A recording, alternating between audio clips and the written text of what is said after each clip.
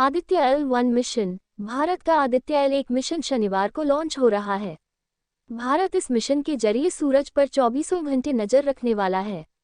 अभी तक भारत ने अंतरिक्ष में स्पेस ऑब्जर्वेटरी स्थापित नहीं की थी। आदित्य के जरिए ऐसा किया जाएगा। Indian Space Research Organisation ISRO हाल ही में चंद्रयान मिशन के जरिए चांद तक पहुंचा और अब आदित्य L1 मिशन भारत को सूरज तक लेकर जाने वाला है। इसरो आदित्य मिशन के जरिए सूर्य के उन राज से पर्दा उठाने वाला है जिससे अब तक दुनिया अनजान है।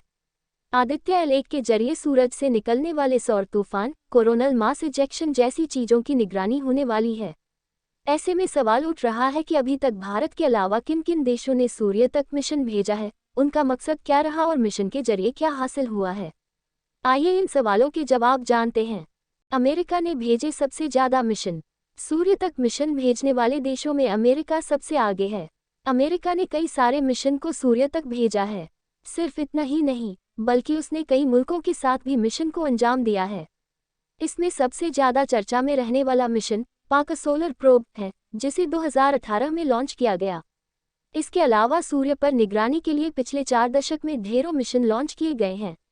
कुछ को मिलकर लॉन्च किया गया है, जबकि कुछ नासा ने खुद ही लॉन्च किए हैं। दिसंबर 1995 में अमेरिकी space agency NASA, European Space Agency ISA और Japan Aerospace Exploration Agency JAXA ने साथ मिलकर Solar and Heliospheric Observatory SOHO mission launch किया। SOHO के जरिए सूर्य के गर्म आंतरिक हिस्से से लेकर इसकी सतह की स्टडी की जा रही है। सूर्य के तूफानी वातावरण पर भी SOHO के जरिए ही निगरानी की जाती है। नासा ने अगस्त 2018 में पाकस सोलर प्रोब लॉन्च किया। 2021 में पाकस स्पेसक्राफ्ट सूरज के ऊपरी वायुमंडल से गुजरा।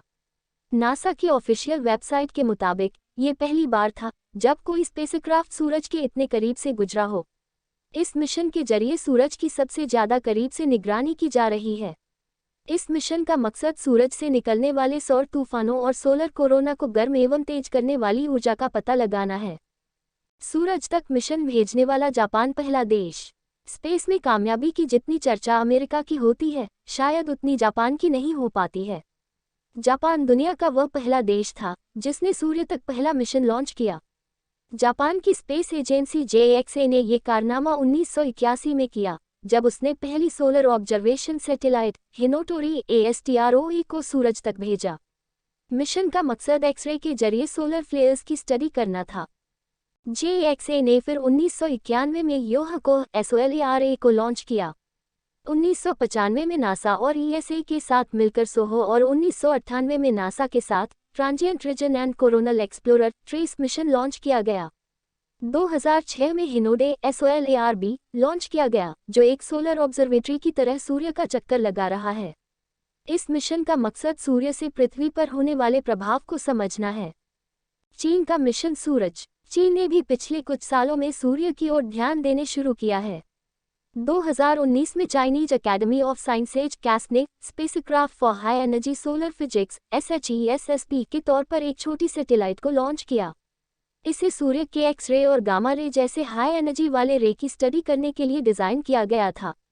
इसके जरिए चीन ने सूर्य के कई राज खोले। चीन धीरे धीरे स्पेस सेक्टर में आगे बढ़ता भी जा रहा है। बीजिंग ने 8 अक्टूबर 2022 को advanced space based solar observatory ASOS को लॉन्च किया।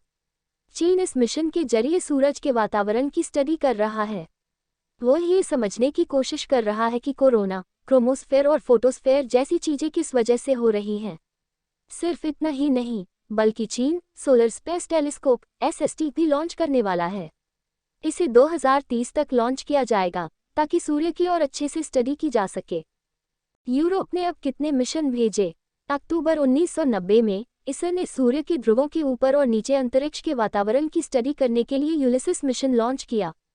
नासा और JAXA के सहयोग से लॉन्च किए गए सौर मिशनों के अलावा ISA ने अक्टूबर 2001 में PROBA-2 लॉन्च किया। PROBA-2 प्रोबा सीरीज का दूसरा मिशन है।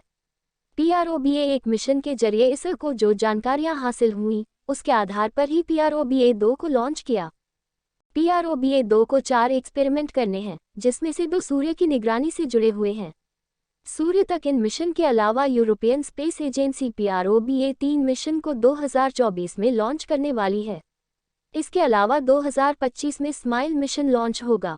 यूरोप के अधिकतर देश यूरोपियन स्पेस एजेंसी के अंतर्गत ही काम करते हैं। हालांकि जर्मनी जैसे कुछ देशों ने अमेरिका के साथ मिलकर खुद के मिशन भी लॉन्च किए हैं।